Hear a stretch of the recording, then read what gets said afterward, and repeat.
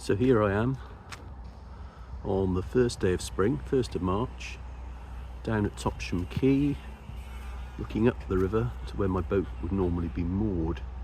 Not many boats in yet, but there are a lot of people here now. Car park's full as they start to work on their boats, get them all ready for launch at the end of the month and into April. And here is Full Circle on the quay, starting to get her clean now. Most jobs are done. As I said in everything, it's a Moody 346, 34.5 foot long, bilge keel because my mooring dries here at Topsham.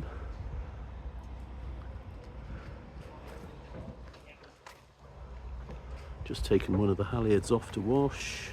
It's gone a bit green and a bit stiff, so it's actually the whisker pole topping lift. Dinghy underneath to get out to the boat.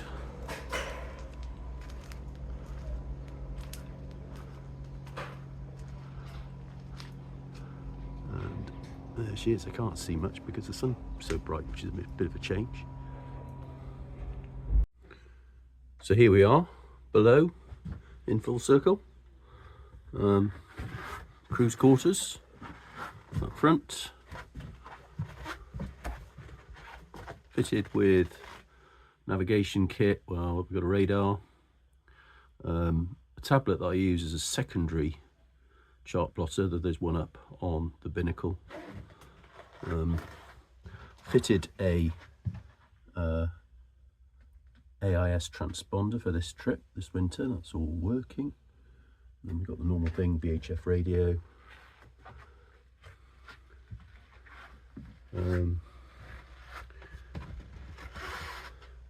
Galley, dehumidifier that will go home obviously after the winter, fridge. And then for this boat, a piece de resistance, which is the aft cabin, which makes it quite comfortable. Double bed, settee, quite a lot of storage, hanging space. Good engine access on this boat with that big panel that comes right out, and there's another bit. You can access the other side of the engine via the locker. So that's inside. Heads and showers in there, as you would expect.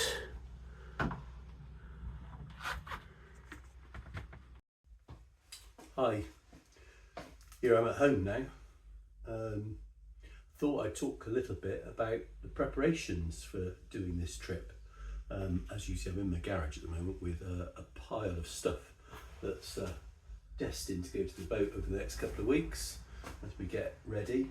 And there is quite a lot of preparation to do before you go on a trip like this. In particular, you know, all the charts and pilot books, electronic charts, paper charts. Some people might think that paper charts aren't necessary, but I like to look at them anyway. And that involved about, well, I didn't have to buy them all because I had a lot already, but it's about 75 charts for getting round, and that's not all the detailed harbour ones, that's just the main planning ones. Then I've got Navionics because I've got a chart plotter and a tablet, and then pilot books, the cruising club pilot books, particularly for Scotland, but for all the way round actually. And then apps for tides to have all the tidal atlases. So there's all kinds of stuff that you end up having to get hold of. Some of it came second hand, some of it's borrowed, some of it's had to be purchased. The boat itself, well, we've just seen the boat, but over the last few years it's had new standing rigging, new keel bolts. As I said, I've fitted an AIS transponder. The life raft, which is back there amongst the pile of stuff there, has been serviced. I've fitted an extra battery because once the fridge goes on, it's surprising how quick your domestic power gets used up. There was already a solar panel on the front of the boat, but it was only a 50 watt one, so I've now got a removable 200 watt to add to that, so I've got 250 watts of generating capacity. service the engine, replace the stern gear, all the dripless seal and all the rubbers and everything that is lifed at the back there, which stops the water coming into your boat. I bought a new anchor last year because of there'll be quite a lot of anchoring as I go around, partly to save money, partly because once you get to Scotland there's not so many marinas in the north of Scotland. And I also made on this poor old sewing machine that I bought during lockdown, I've made a cockpit cover. That might be a laughing point when it's all put on, we'll see. But I thought there could be days when we're stuck in a harbour, it's pouring with rain, and it would be good to be able to keep the cockpit dry, give myself a little bit more space. Then there's the crew, stir crazy, and that's the word I wanted. Then there's the crew. I've got a number of people helping me, as I've already said. So we had a planning meeting on the 23rd.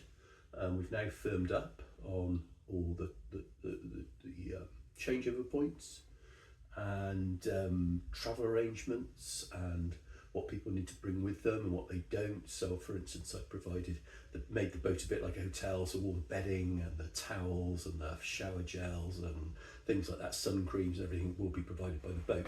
Because of course if people are flying or on the train, they don't want to be carrying loads and loads of stuff with them.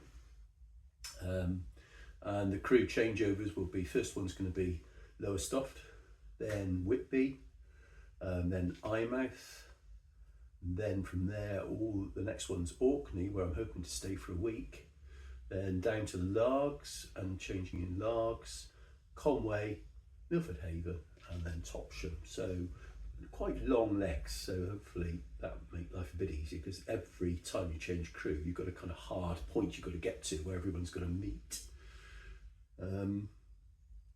Provisioning, some of the boxes in here have got I bought a second-hand book on two-pot cooking, and in there was a shopping list of the various things that she uses in all of her recipes. And I've been practicing, they're good recipes actually, and all the spices, herbs, flour, sultanas, whatever else, things that don't perish, I've been out and got hold of. Obviously the perishable goods have to be bought as we go along. Then there's the safety gear. So I've already mentioned the life raft, got PLB, that's been tested, the battery's in date, got dam buoy there, man overboard recovery kit there, fire extinguishers are all being updated, and there's an automatic one within the engine compartment, flares, and plus an electronic handheld flares. I don't know how many people have actually let off flares, but I did do it one bonfire night. They are lethal. They were out of date as well, I probably shouldn't have done it, but my god, I'm not sure I'd want to have a handheld flare in a life raft. I'd be afraid of melting holes in the thing. So I've got a handheld electronic flare, as well as the parachute flares and the smokes. First aid kit's been checked by a GP, who's going to be one of the crew, been added to. Got the life jackets, they've all been serviced, all the lifelines have been inspected, and one new one.